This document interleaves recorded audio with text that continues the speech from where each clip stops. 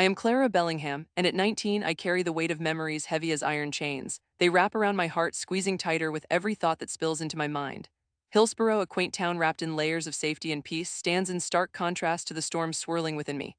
From my childhood, laughter echoed through our home, reverberating off the walls like joyous music played on a timeless record. It was my mother who spun that melody, her love as fierce and radiant as the sun that bathed our cozy home in golden light. The house was alive, bustling with sounds that colored my childhood, crunching leaves beneath my little brother's hurried feet as he raced down the hall, the hum of my mother singing softly as she cooked dinner. I remember the light filtering through the drawn curtains as I sat on the floor, sketching on an old pad, blissfully blinded by innocence.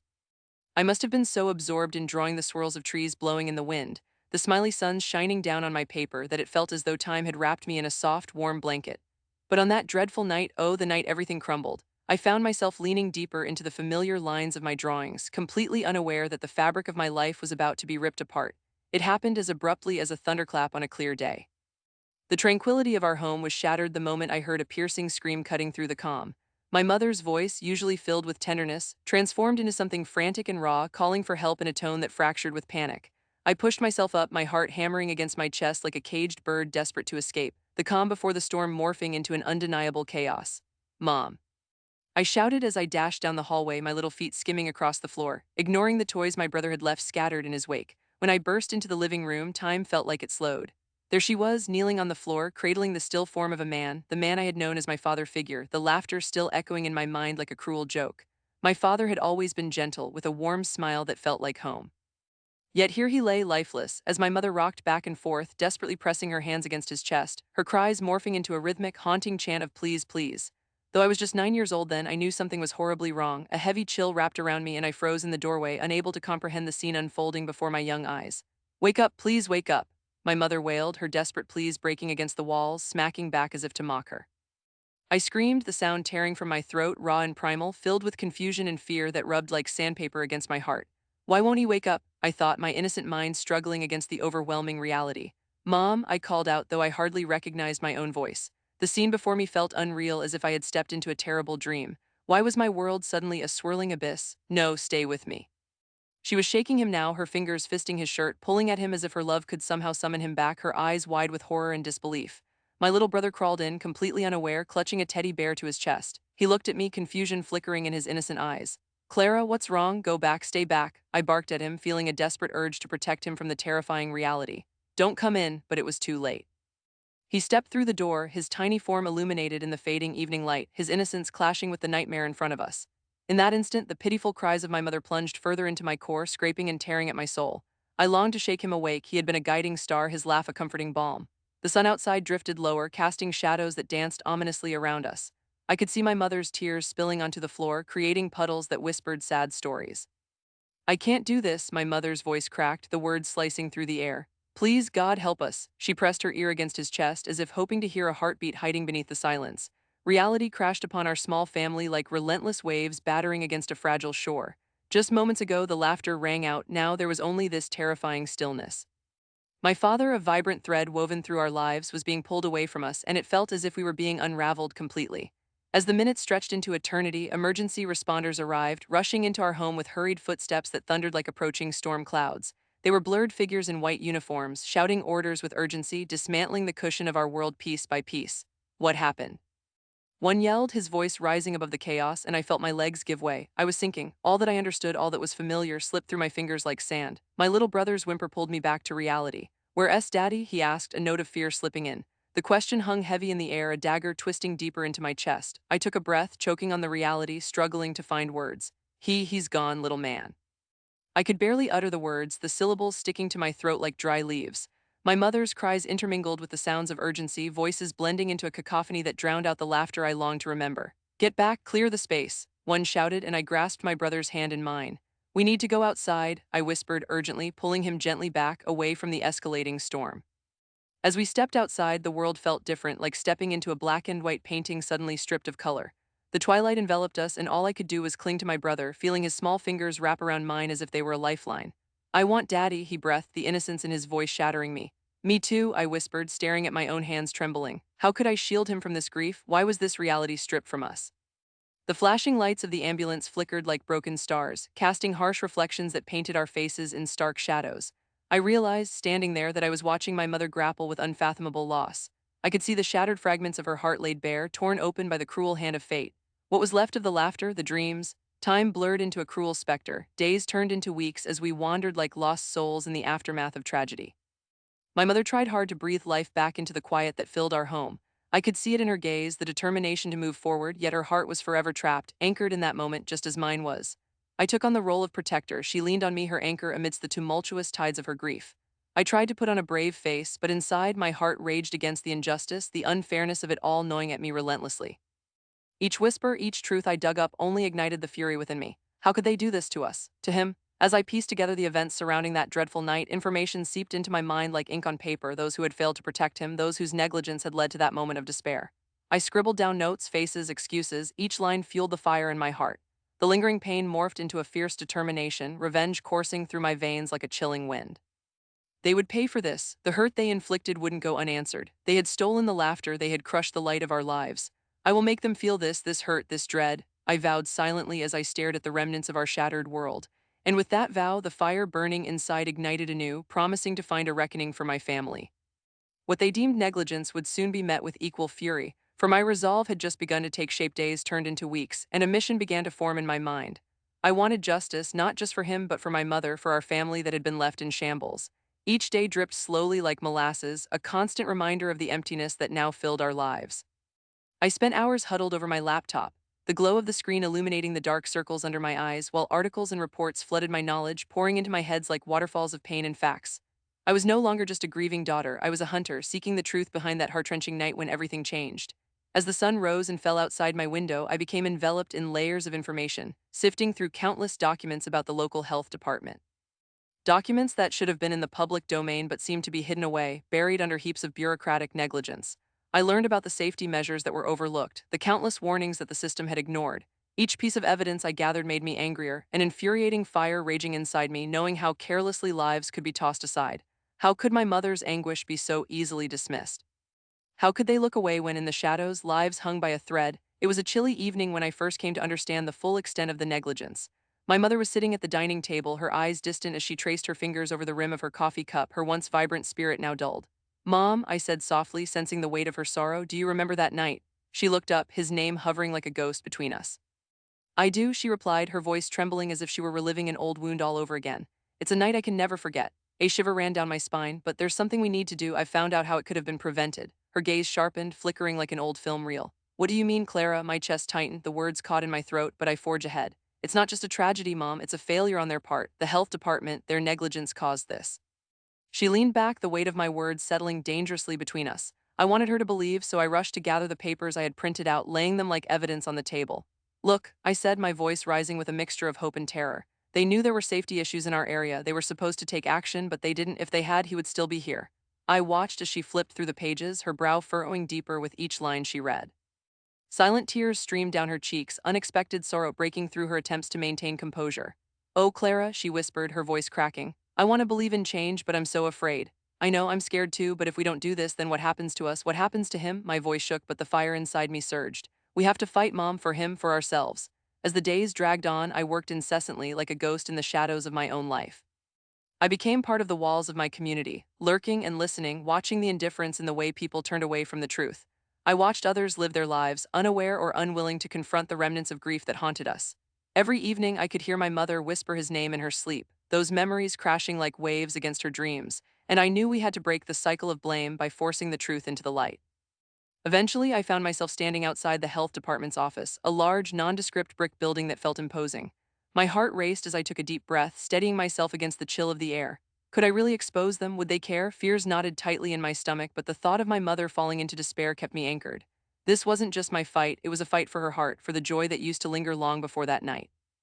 Upon stepping inside, a wave of sterile air washed over me, mixing with the lingering odor of old coffee. I must have looked so small, standing in that office, shaking but resolute. The receptionist, a bored woman tapping away on her keyboard, angled an unamused glance in my direction, likely expecting me to be yet another visitor without a significant agenda. "Can I help you?" she asked, her tone flat. I squared my shoulders, holding up the folder of evidence, my hands slightly trembling. "I need to speak to someone about negligence related to my father's case. I have evidence." The receptionist arched an eyebrow, sighing dramatically as she raised the phone, almost dismissing me. "You need an appointment. Come back when you have one." No, the desperation slipped out before I could stop it. Please, I can't wait. This is urgent. Lives are at stake. My voice echoed in the sterile lobby, sending a low buzz of discomfort through the room.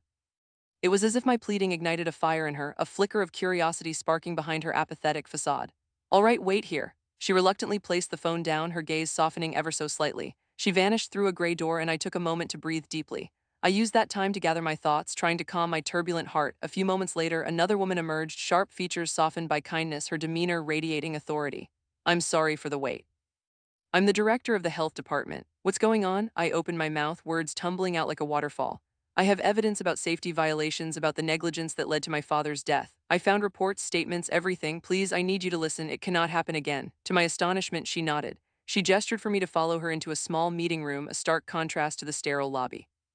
The walls were lined with graphs and charts, a portion of the facade that represented public health, but to me, they interplayed absurdly against the real lives impacted behind those success stories. Sitting across the table, I laid the documents down carefully, my hands trembling but my resolve unwavering.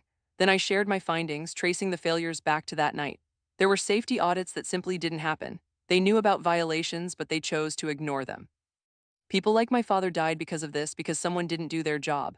My voice grew stronger as I spoke, hope threading through my ire. She listened, eyebrows furrowing as I poured out my heart, detailing the chain of events with clarity and passion. I want justice, not just for my father, but to ensure that no family ever has to go through what we did. It's not just bureaucracy, it's lives. They must be held accountable. Something shifted in the atmosphere.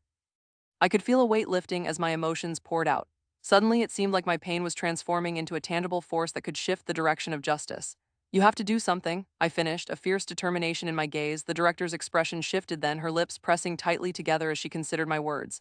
This is serious, and you've done an impressive job gathering this information, she said slowly. I can't make any promises, but I will initiate an investigation. I could hardly breathe. Relief flooded over me like a warm tide, but alongside it was fear, fear of what would follow, fear of whether this small step would amount to anything meaningful. Thank you, I managed to say, my throat constricting with emotion. In that moment, as I left the meeting room, the dark spring of vengeance within me began to seep into the light of hope.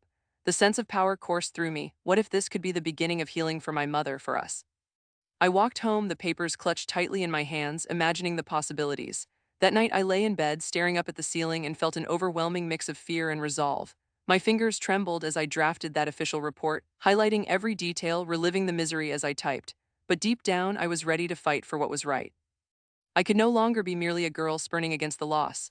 I would fight for justice, for our family, and for everyone else who had been bent under the weight of neglect and indifference. A spark ignited inside me, a small but fierce flame that promised to grow brighter until it burned away the shadows of injustice. I sat quietly in our living room, the sunlight streaming through the window, casting intricate patterns of light and shadow on the hardwood floor.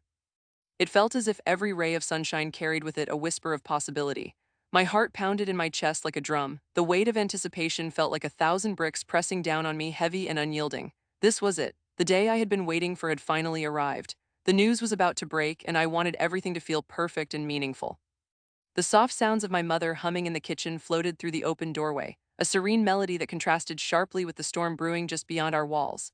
She was blissfully unaware of what was unfolding. Her world was safe behind those familiar doors, while mine was on a precipice, threatening to plunge into chaos.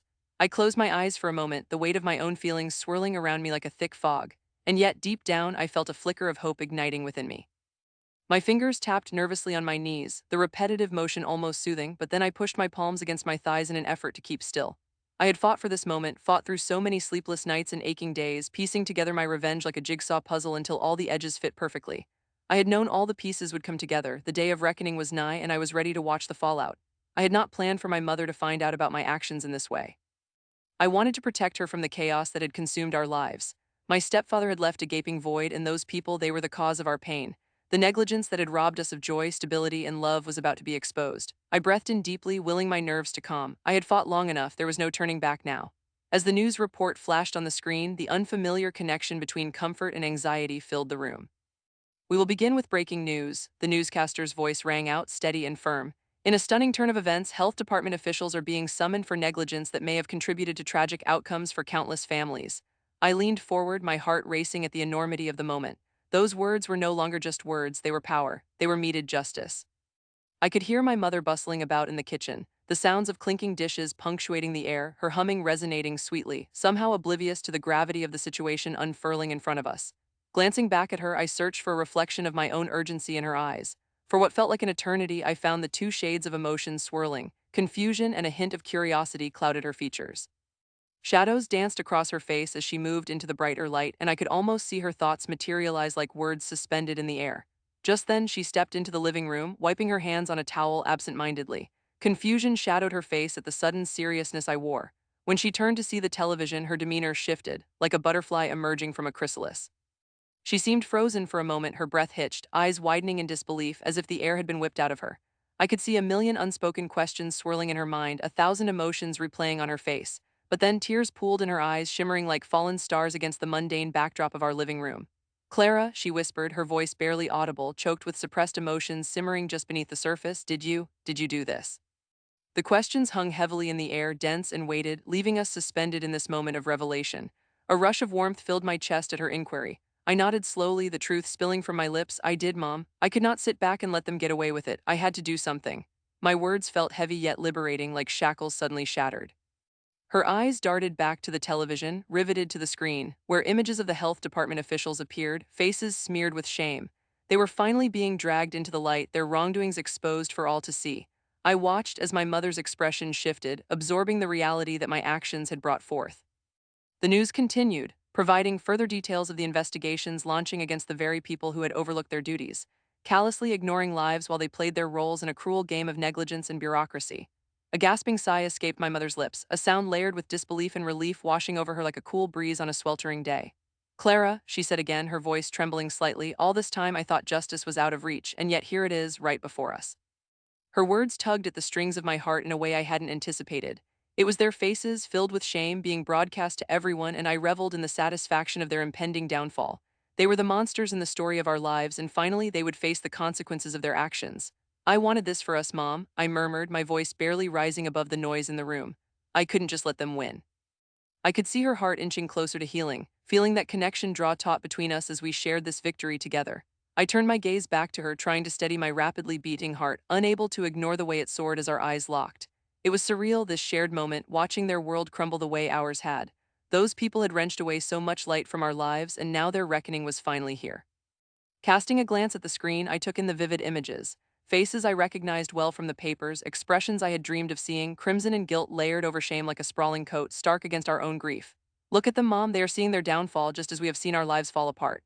Each word tasted bitter on my tongue, yet fiercely satisfying, as though justice was finally being served. She nodded slowly, her tears flowing freely now.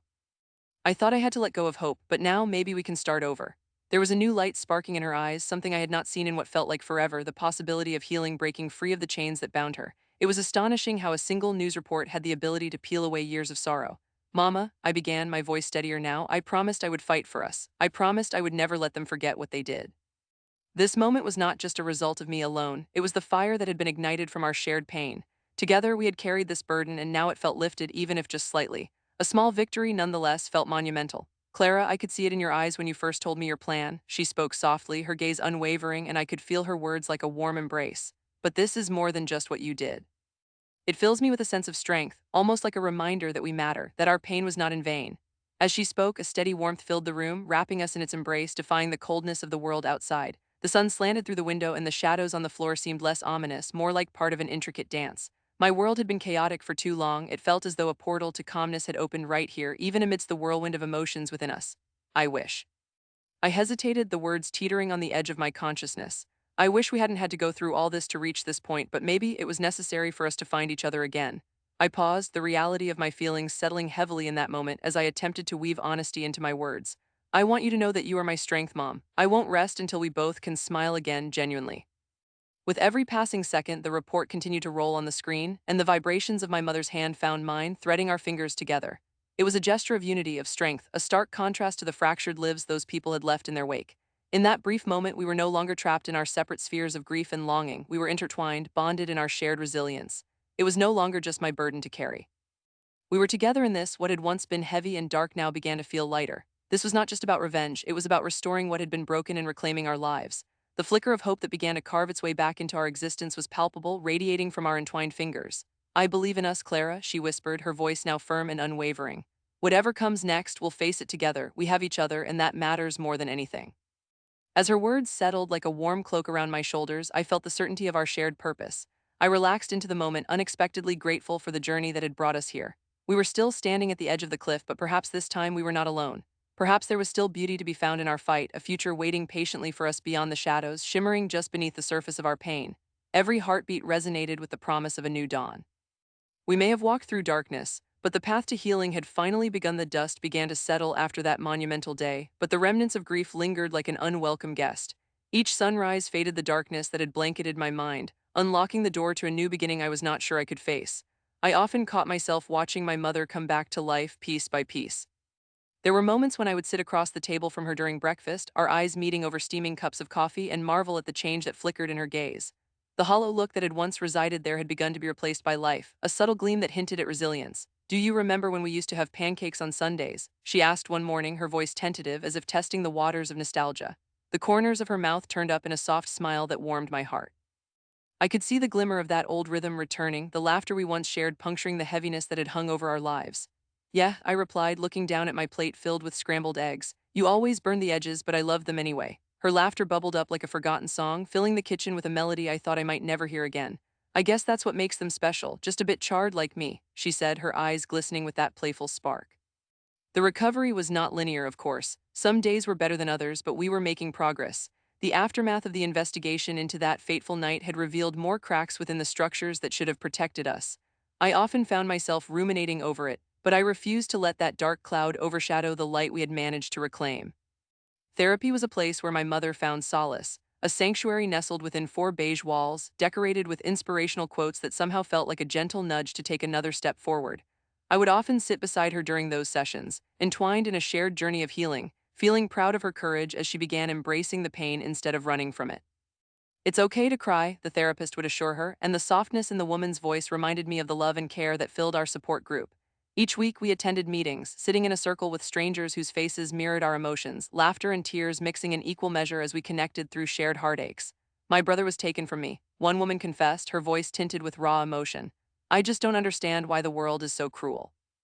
I listened closely, absorbing every story as if they were shards of glass slowly piecing together the shattered reflection of our lives. The heaviness in my heart slowly began to lift, and for every tear shed I felt a sense of belonging bloom. Each story shared was a reminder that we were not alone in this daunting journey. It felt as though we were stitching our traumas into a collective quilt of survival. I remembered one evening after a particularly heart-wrenching session.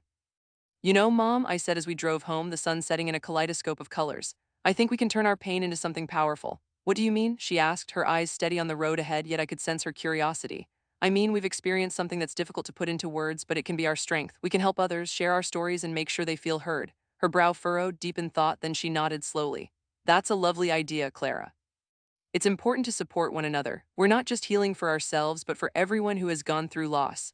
That conversation changed something in me. Through the bonds formed in those difficult times, I discovered a passion for helping others.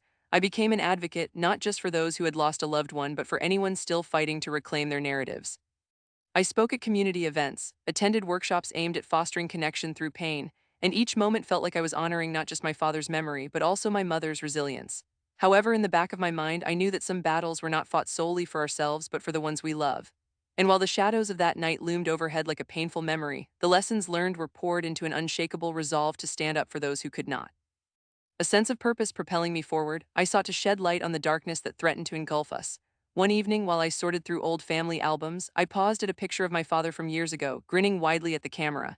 A pang of nostalgia washed over me, but it felt less like grief and more like a mixture of love and loss. Looking over at my mother, whose eyes danced as she laughed at a story one of the group members had shared that evening, I felt grateful. In the end, our shared pain became the wellspring of renewal, weaving a narrative of strength as we both navigated our way back to life. "Look at you, Mom," I said, teasing her with a smile. Laughing again, "That's not just something I see, it's something I feel." She turned to me, her laughter quieting. "You are my anchor, Clara. I don't think I could have made it this far without you." The sincerity in her expression filled the room with warmth. That woman, once drowned in sorrow, had reclaimed her laughter, her spirit shining ever more brightly with each passing day.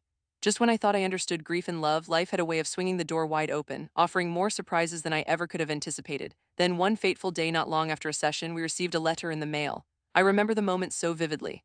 The light streaming through the window caught the envelope, making the return address look almost ethereal. It was a simple, unadorned letter. My heart raced as I opened it, fingers trembling slightly, every beat echoing in my ears. "What is it, honey?" my mother asked, her voice edged with curiosity, the laughter from earlier ebbing away. I took a deep breath, reading the lines carefully. It's from a woman, I began, my voice trembling. She says she is our father's daughter from a previous relationship. The words hung in the air like a fragile glass bell, echoing in the silence that surrounded us. What? My mother's voice was barely above a whisper, shock woven into every syllable. Where is she? How does she know us? I continued reading, my heart pounding as my mind raced with questions. She has been searching for us and wants to connect. She's reached out because she wants to share stories about him. As tears filled my eyes, I could no longer hold back the flood of emotions. I wiped them away hastily and looked at my mother, who stood frozen in disbelief.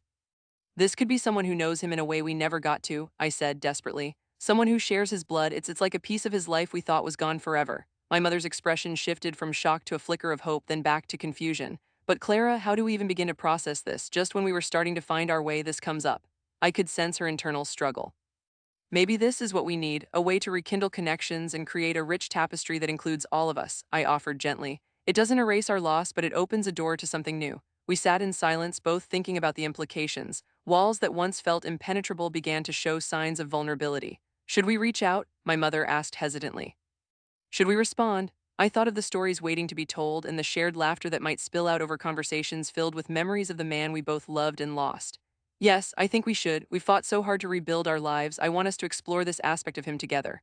Our journey continued together, striding down a path where love and loss coexisted as steadfast companions.